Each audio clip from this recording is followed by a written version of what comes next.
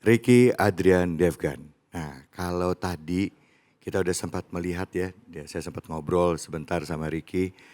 Ricky ini dulu saya lihat sering sama-sama Bobby Tince ya. Iya, Ya, itu kalau ngelihat sekarang tampilannya ini kan pakai baju formal ya Bu ya. Ricky, ya, ini kan ada, ini saya ngomong ya, saya nggak ngomongin tentang profesinya atau apa, tapi betul kita bicara tentang yang tahu diri kita tuh cuman kita, betul ya. Orang ngelihat dari luar, ya. betul Pergolakan dalam batin juga cuman kita. betul. Kalau saya boleh tahu sama Ricky ini, kita nanya-nanya dikit ya. Eh, Sejak kapan sih Ricky ini apa namanya dari mulai dulu ikut sama teman-teman ya, dandan Ya, kayak gitu segala macam, terus berubah gitu. Sejak kapan? Tahun berapa? oke, bismillahirrahmanirrahim ya. Saya mungkin berterima kasih dulu Mm-mm. karena ini aku ngerasa adalah golden ticket ibu-ibu. Golden, oke, Ya golden ya ticket ya. banget karena ternyata benar banget ketika aku memperbaiki hidupku apalagi aku dekat dengan Allah ya. Mm-mm. Ternyata ya dibimbingnya langsung sama Allah tuh dengan Habib-Habib, ustazah-ustazah Masya dan Allah, diundang di sini Masya juga Allah, Masya Allah banget. Masya Allah, Masya Allah, Masya Allah. Jadi dulu tuh aku tuh dulu mungkin kalau zamannya sosial media tuh terkenal dari Instagram. Oke, Terus aku tuh dulu biasanya kontennya tuh dandan cowok dan cewek. iya iya Kalau benar. viral-viral ibu tahu itu Nah, zaman-zamannya dulu Kak Ria Ricis, Kak iya Yoga Rizona, iya. ada aku juga yang lagi viral. Heeh, Nah heeh. akhirnya kesini-sini kan ada TikTok dan Mm-mm, kebetulan aku di-invite juga sama Kak Bobby Tince mm-mm. dulu di Golden Boys. Iya, Dulu almarhum Tata Dado kan dulu Tata sempat Dado.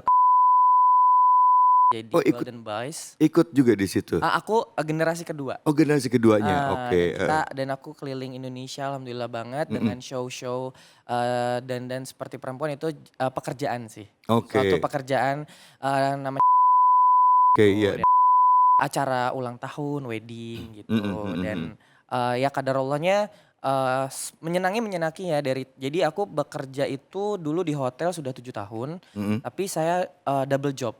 mm-mm, Jadi, kalau di hotel dulu di Kemayoran aku kerja, masuk malam mm-mm, jadi resepsionis, mm-mm, itu pulang jam 7 pagi bahkan kadang kalau ada ke Kalimantan, mm-mm, ke Medan atau ke luar kota lah ya mm-mm. itu biasa aku izin sama duty manager Heeh. karena ada flight pagi jam 3 pagi jadi aku bayar. Ya Nyogok manajer Allah. aku untuk, aku bisa flight karena memang, job itu ya Masya Allah banget dulu dulu, disenangi lah, digemari gitu. Iya. Sempat menjadi selebriti ya Oh yang ya. dinamakan dulu namanya tuh mungkin kalau, zaman sekarang tuh dibilangnya model androgini. Jadi satu Iya gender androgini, iya. bisa 2 kepribadian, Iya iya iya iya kayak iya iya gitu. iya androgini. Jadi androgini itu Bu, itu istilah, jadi dia cowok tapi bentukannya tampilannya kayak perempuan gitu, Ya, itu androgini. Istilahnya gitu ya? betul bisa Saya sok-sok update nih Beb.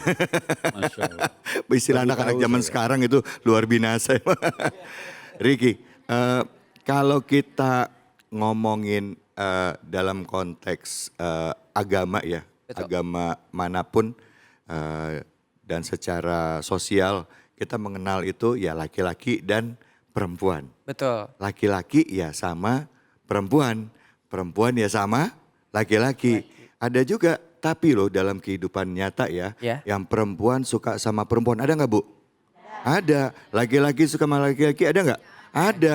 Nah, kalau kita ngomongin soal Ricky ini, kita mau belajar dari Ricky. mhm, Kalau ada orang yang dari kecil ngerasa ya bawaannya, aku tuh misalnya dia laki-laki, dia ngerasa aku tuh bukan laki-laki. mhm, Aku tuh sukanya sama, kalau laki-laki normal kan sukanya sama perempuan. perempuan. Tapi aku tuh sukanya sesama laki-laki dari kecil karena diriku merasa saya perempuan. Nah, itu susah struggle-nya. Ada yang kayak begitu. Betul. Atau juga kebalikannya perempuan. Saya ada orang yang saya kenal, itu nggak gampang begitu. Mau hijrah takut-takut. Bener nggak Bu? Iya aja, emang pernah ngalamin.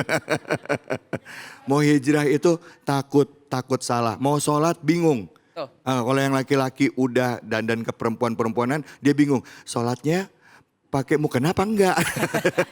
Iya bener bener. Gitu ya. Ini benar, ini benar. Nah, kalau dari sisi Ricky sendiri boleh cerita enggak? Ya, kalau sisi aku sendiri ya, mungkin aku di sini sekarang malah menjadi konsultan penyimpangan seksual. Iya, Maksudnya tuh kita harus menerima bahwa ini adalah akhir zaman. gitu. Dimana orang-orang yang menghalalkan hal yang diharamkan oleh Al-Quran itu memang nggak boleh. Dulu mungkin memang aku bilang enggak lah ini buat kerjaan kayak gitu-gitu. Tapi untuk sekarang aku lebih oh nggak bisa. Ternyata setelah aku kaji lagi dengan Al-Quran, setelah aku dibimbing juga banyak ustadz-ustadz, ternyata wah aku salah nih gitu. Jadi kalau buat pandanganku sekarang ya gitu, banyak orang tua kita nggak pernah tahu anak-anak kita itu menyimpang ya perilaku seksualnya, terus mereka tidak berani mengakui yang Iya. banyak yang cerita sama aku. Mereka berkomunikasi denganku, sharing denganku, konsultasi denganku. Nah ini juga mungkin bismillah ya buat ibu-ibu, bapak-bapak gitu ya. Kalau misalkan memiliki anak yang mungkin introvert, memang mungkin tiba-tiba dia tidak punya pasangan atau kok susah sekali untuk nikah, kita tanya dulu gitu. Apakah perilakunya menyimpang tapi jangan dikeluarkan dari kartu keluarga. Iya, iya, iya. Karena banyak-banyak itu pada ketakutan mengakui orang tua. Karena kan kalau zaman sekarang itu mental health-nya sangat besar banget ya. Kalau ditanya kapan nikah, wah udah drop tuh. Pasti anak langsung nggak mau di rumah. Pasti mau langsung kerja di luar kota. Iya, iya, Karena iya, iya, takut iya. itu Iya, iya, iya, gitu. iya, iya. Jadi kalau aku sendiri memang dulu ya mungkin aku adalah salah satu ini ya maaf korban pelecehan Jadi awal seksual. mulainya Ricky ini waktu kecil itu pernah menjadi korban pelecehan seksual. Iya, pelecehan Oke, ya seksual. terus? Dan aku tuh di situ mungkin ini juga ya buat ibu-ibu juga mungkin kalau punya anak laki-laki atau perempuan juga itu karena memang pelecehan seksual ini itu cuman pendukung aja. Sebenarnya itu aku tidak menyalahkan orang tua, tapi karena aku ini adalah anak angkat dari keluargaku yang sekarang, dulu karena aku kembar. Hmm, Jadi aku kembar ini cewek dan cowok. Yang hmm, cewek alhamdulillah sudah menikah, sudah punya anak dan aku diangkat oleh keluarga Jawa mhm, mhm, gitu. Nah cuman karena ibuku saking sayangnya dulu ingin mengambil anak perempuan karena mhm. aku asli orang Jonggol ya. Iya, Heeh, oh, dan ternyata ibuku tuh pengen mengambil anak perempuan karena nikahnya itu butuh wali asli bapak kandung. oke. Jadi bersepakat untuk ambillah aku gitu. Dan akhirnya saking ibu aku cinta jadi itu senang aja gitu ibu aku kalau aku didandanin kayak cewek. Maksudnya kayak baju cewek Oh kayak dari kecil orang tua sudah maksud mendidik. Ibu heeh, aku saking cintanya ngedidik kayak nggak boleh main sama anak cowok karena kalau anak cowok itu kan kasar. iya, iya. Jadi mainnya tuh BP-BPA, main congklak, main Barbie gitu. Oh, Kan kalau ini kalau ibu-ibu pasti pengalaman kan ibu-ibu ratiban, kondangan gitu ya. Nah, aku tuh suka ikut? ikut gitu. Terus Oh, karena aku dulu kecil juga korban bullying juga. Kayak bullying, bully oh juga. Jadi sekolah, tuh oke. kena mental aku juga, aku kena korban bully, dilecehin, terus ditabok, ditonjok dari situ. Jadi akhirnya dan bapakku juga, beliau sangat sayang denganku.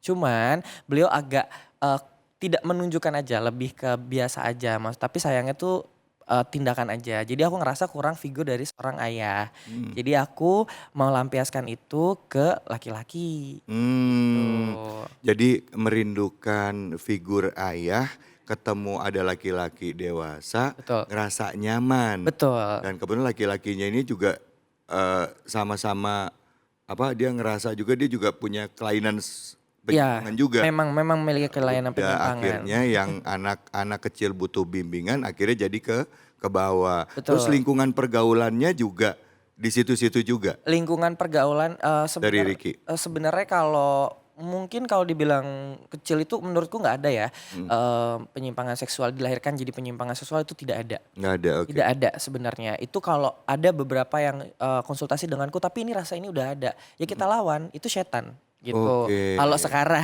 kalau dulu Mhm, aku malah mengikuti. Tapi oh, kalau misalkan ada juga faktor dari lingkungan, ada lingkungan, juga dari broken home, ada juga yang tersakiti. Mungkin kalau laki-laki tersakiti hati karena wanita, pelampiasannya ke sesama itu bisa terjadi. oke. Gitu. Kalau aku dulu sendiri memang pendukungnya adalah aku korban eh, Pelecehan, pelecehan itu akhirnya aku ngerasa, loh kok aku malah makin tersakiti tapi kesini makin dewasa makin nyaman gitu. oke. Hmm, Baik, Ibu, kita belajar dari Ricky, bukannya kita coba bongkar aib, tapi kita coba cari tahu.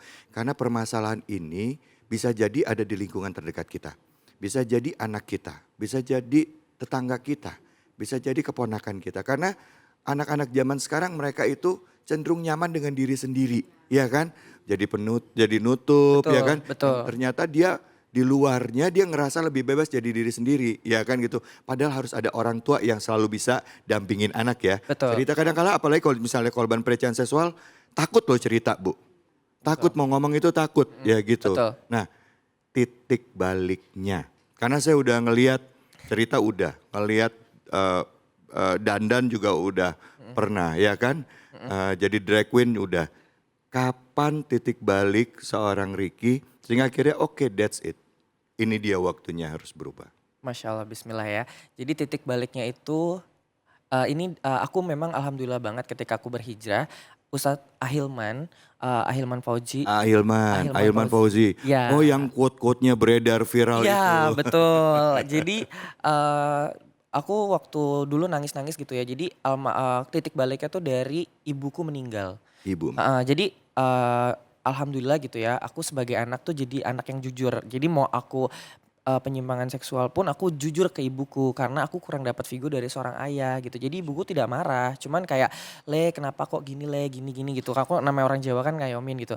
Nah akhirnya ibuku tuh sebelum meninggal itu nyata banget sedih gitu ya. Ibuku bilang jadi aku berpasangan sama pasanganku ini tinggal di rumah bareng kan gitu.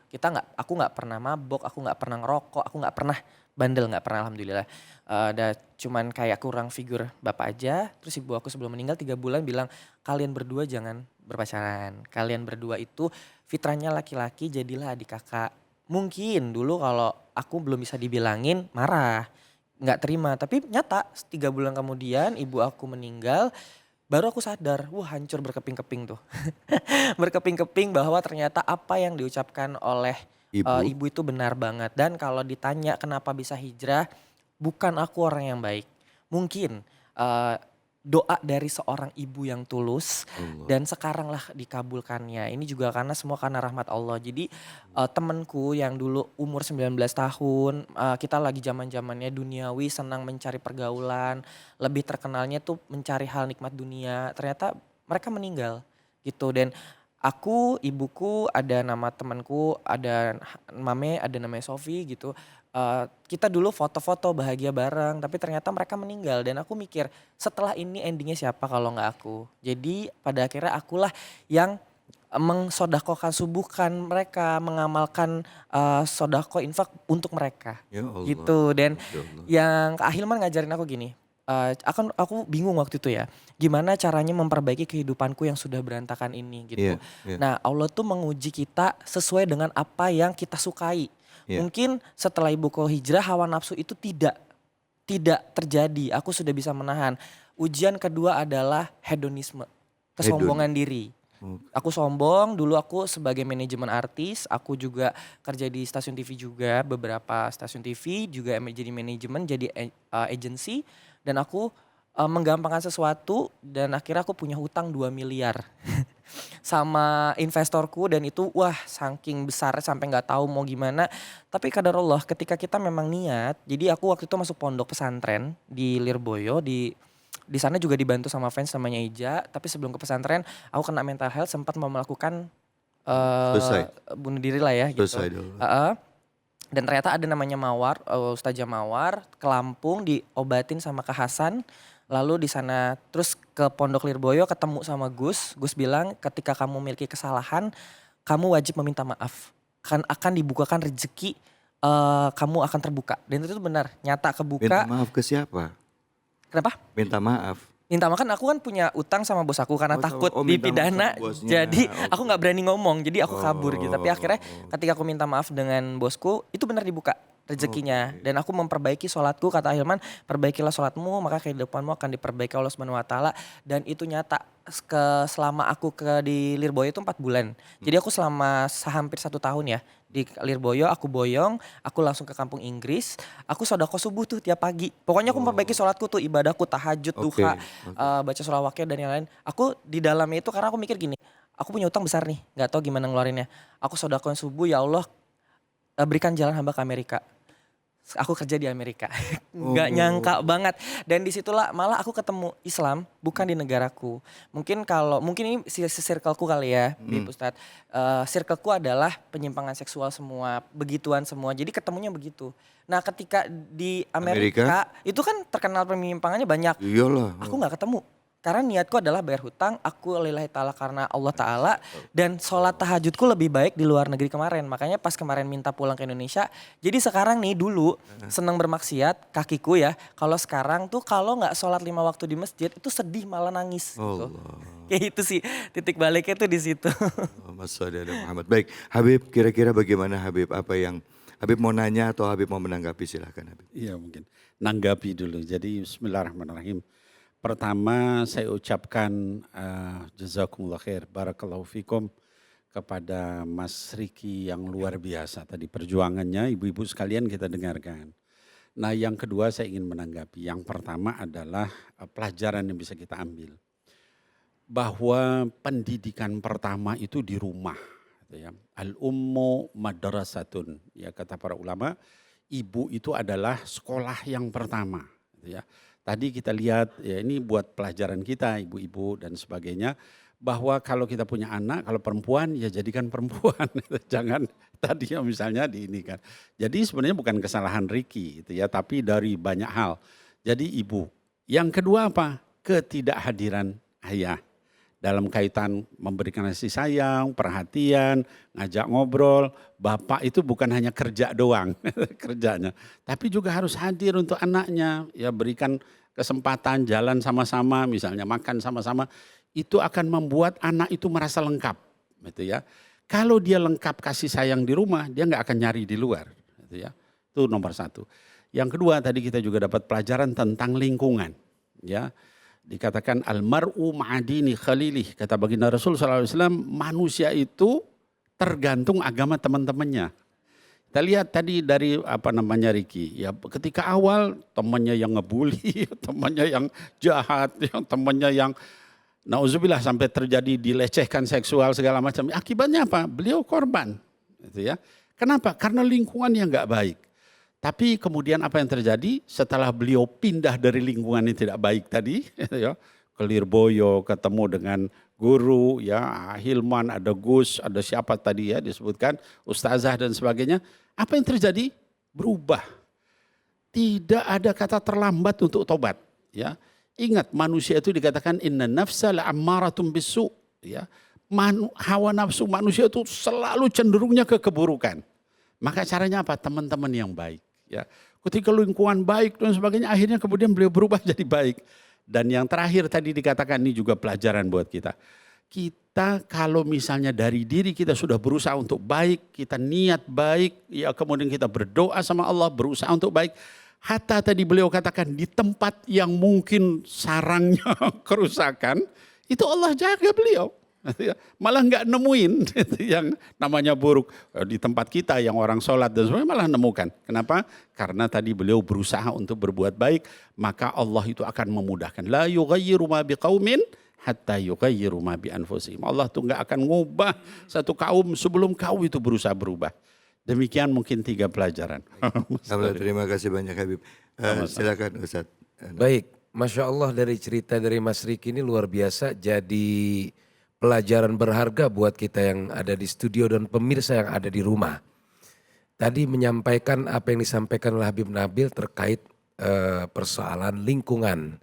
Jadi saya pernah mendengar dari kata saya punya guru, majalisul khair taj'aluka khair wa in kunta minal asyrar wa majalisus syar taj'aluka syar wa in kunta minal akhyar. Perkumpulan yang baik, berteman dengan yang baik, duduk di tempat yang baik akan menjadikanmu menjadi orang yang baik walaupun kamu belum baik. Sebaliknya, wa majalisus syarr taj'aluka syarr wa in kunta minal akhyar. Perkumpulan yang buruk, berteman dengan orang yang buruk, duduk di tempat yang buruk akan menjadikanmu menjadi orang yang buruk walaupun sebenarnya kamu orang baik. Jadi kalau kata Nabi, berteman sama tukang minyak wangi itu bakal kecepretan wanginya. Nah ketika Mas Riki hari ini sudah berada di lingkungan yang Masya Allah bergaul dengan Ahilman tadi ya, duduk bersama para orang-orang soleh, insya Allah jadi orang soleh. Begitupun ibu-ibu semua Amin, amin. yang punya anak ya, ya harus benar-benar dididik dengan baik. Ya, duduk dan berkumpul dengan orang yang baik, berteman sama yang baik, ya seperti duduk di majelis ilmu, ya ke masjid, ya ke musola untuk melakukan sholat dan lain sebagainya. Jadi lingkungan itu sangat mempengaruhi sampai ada seorang ulama besar di Mekah ya mengatakan kepada anaknya, "Hai anakku, kalau ke masjid harus sama aba." Dan dari rumah ke masjid itu tangannya selalu dipegang sama abahnya, sama ayahnya. Ya, jadi kamu nggak boleh pergi ke masjid sendirian, harus sama abah. Kata anaknya, loh kan pergi ke masjid, Mbak. Masjid kan baik, masjid kan bagus. Apa kata abahnya? Kata ayahnya, bukan ke masjidnya, tapi dari rumah ke masjidnya yang abah khawatir. Sampai saking takutnya dia begaul tuh sama orang yang mungkin di tengah jalan, dari rumah ke masjid ketemu sama seseorang yang mungkin gak baik, itu sampai saking takutnya. Itu sampai anaknya kalau mau ke Masjidil Haram itu selalu dipegang sama ayahnya. Selalu dipegang sama ayah sampai khawatir. Kalau nanti gak dipegang dia pergi sendirian. Nah dari rumah ke masjidnya tuh khawatir ada sesuatu yang membuat akhirnya dia nanti terkontaminasi dari hal-hal yang negatif. Kira-kira begitu Mas David. Baik, alhamdulillah. Terima kasih banyak Ustadz Nawawi, Habib terima kasih. Untuk Riki. Ya. Riki terakhir nih sebelum saya tutup. Untuk hijrah kita tahu itu niat awal. Betul. Tapi untuk mempertahankannya gak gampang. Betul. Ya. Sekarang gimana cara mempertahankan? Artinya kan pergulatannya ya, ada naik ada turun. Gimana caranya supaya bisa melawan rasa di dalam hati. Buat yang nonton nih kalau punya pengalaman yang sama Ya. bisa belajar dari Riki. Apa yang harus dilakuin? Ya bismillahirrahmanirrahim. Jadi yang susah itu kan selalu dibilang istiqomah ya. Gitu. Nah aku dapat doa istiqomah juga dari Ahilman. Terus ketemu juga sama Ustadz Hanan Ataki, Ustadz Zawoki juga. Jadi yang menurutku ya Bu, ini sih sepengalamanku setelah aku berhijrah ya. Iya. Jika sholat sudah menjadi kebiasaan, maka kesuksesan itu udah menjadi kepastian. Jadi ketika kayak aku dulu orangnya sangat ekstrovert. Sekarang aku menjadi introvert karena apa? Menjaga hal yang tidak baik, aku itu bisa terjerumus lagi kalau aku masuk ke dunia tidak baik itu. Tapi ketika aku menjaga diriku, sekarang aku bertemu yang sesimpel-simpelnya ketemu orang yang bermanfaat, aku bermanfaat, silaturahmi, terus juga bersama saudara dengan teman-teman muslim, terus mengkaji kalau aku ke guru-guru itu ya, itu Masya Allah banget kuat di akunya dan aku sangat percaya dengan yang namanya be good unconditionally, berbuatlah baik tanpa batas. Karena dengan kita berbuat baik dengan orang lain secara tidak langsung kita berbuat baik kepada diri kita sendiri. Dan Allah akan mempertemukan kebaikan itu untuk kita. Kita sendiri Masya Allah, alhamdulillah. Hal jazaul ihsan ilal ihsan, kira-kira begitu. Kebaikan akan dibalas dengan kebaikan. Kebaikan, baik. Semoga Mas Riki ini istiqomah bisa menginspirasi seluruh anak muda yang ada di Indonesia ini. Masya Amin, Allah. amin, Amin, Masya amin, Allah. amin, amin, Luar amin. biasa. Amin. Bu, Bu, jadiin mantu, udah. Ya, jadi mantu. Ya, ibu bilang jadiin mantu. Ibu punya anak perawan katanya. Ada yang mau nanya nggak? Ada yang mau nanya nggak? Silakan. Ada yang mau tanya? Silakan. Boleh. Assalamualaikum warahmatullahi wabarakatuh. Waalaikumsalam warahmatullahi wabarakatuh. Nama saya Ibu Lia dari Jasinga Bogor. Punten Pak Ustadz, saya mau bertanya sama Mas Riki. Ya boleh Ibu. Mas Riki, apa yang menguatkan hati Mas Riki untuk menjalani kehidupan sebagai seorang yang memiliki ujian seperti ini? Oh. Terima kasih. Assalamualaikum warahmatullahi wabarakatuh. Waalaikumsalam. Warahmatullahi wabarakatuh. Ibu nanya kita nggak ngerti nanyanya apa ya tadi maksudnya. Udah ngerti ya. Oke silakan lagi. Bismillahirrahmanirrahim. Yang jelas kenapa aku bisa ujian, ini adalah ujian besar ya. Setiap manusia kan dikasih ujian besar oleh Allah Subhanahu Wa Taala masing-masing ya. Ibu, aku nggak mau kita bangga sebagai anak muda di akhir zaman ini membanggakan kemaksiatan gitu dan Tapi kita nggak pernah tahu almarhum orang tua kita di sana tuh tersiksa karena ulah anaknya sendiri. Jadi ketika aku hijrah gitu ya, aku janji sama ibuku, ini kisah nyata ya. Jadi walaupun beliau orang tua angkat bukan orang tua kandung, beliau meninggal di Bogor. Jam 8 beliau meninggal, aku lagi pulang. Aku datang jam 9. Ini nyata banget. Itu rumah sakit itu beliau itu menunggu aku di rumah sakit. Dan itu masih segar badannya. Dan aku bilang, "Bu, Ricky sangat bukan anak yang baik, anak yang durhaka. Ricky sudah melakukan penyimpangan seksual, tidak mau dengar apa ucapan ibu. Jika ibu mau memaafkan saya, tolong kasih tanda." Saya nggak tahu tanda apa. Dan ternyata ibu saya sudah tidak bernyawa, tapi dia masih mengeluarkan air mata. Dia masih mengeluarkan air mata dan dia masih mengeluarkan ingus. Dan disitulah saya memeluk beliau. Dan qadarallahnya lagi ketika di Bogor itu lagi jalannya lagi macet, aku nggak tahu siapa itu orangnya. Dia itu membimbing mobil jenazah ke rumah itu, dan setelah lagi keramaian kita tidak ada kemacetan karena ada seseorang itu, aku nggak tahu itu kayak rezekinya Allah, sampai dengan pulang sampai rumah. Dan sekarang saya mau jihad karena siapa? Karena ibu saya. Karena saya ingin bilang ke bapak saya yang masih sehat, dan bapak kandung saya juga udah almarhum. Makanya saya selalu mensedekahkan infakan mereka, dan sahabat saya yang sudah meninggal, saya berjanji kepada mereka. Saya ingin mereka ada di surga karena saya. Bismillah gitu, dan saya juga bisa menemui mereka, dan saya tidak mau azab-azab ini, maksiat-maksiat ini mereka kena imbalannya. Itu sih. Penyesalan apa sih yang ada di dalam hati? Penyesalan apa yang ada dalam hati pada saat saya ikut ngerasain ya Bu, sedihnya gitu, ngelihat jasad orang tua yang ya kita nggak bisa, apa penyesalan yang ada dalam hati, boleh nggak share ke kita?